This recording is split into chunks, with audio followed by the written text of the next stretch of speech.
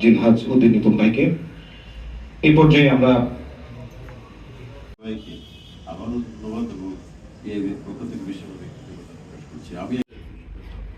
এই যে পিআইবির যে একই সাথে আপনারা বলি যে আমাদের মহাপ্রতিরোধ মহোদয় উপরে আমরা 5টি বই আমরা প্রযুক্তি এই সাংবাদিকতাটাকে আরো বেশি শান্ত করতে আরো বেশি এগিয়ে নিয়ে যাবে।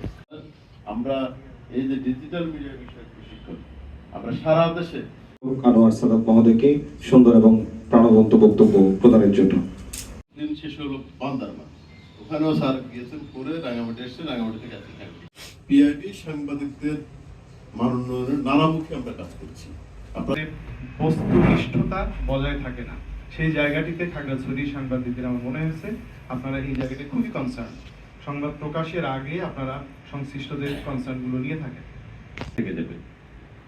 ফলে অন্য পেশার অবসর আছে, সাংবাদিকের অবসর নাই। তিনি যখন দৌড়াতে পারবেন না তিনি তখনও লিখতে পারবেন এবং তিনি লিখেন সাধারণত।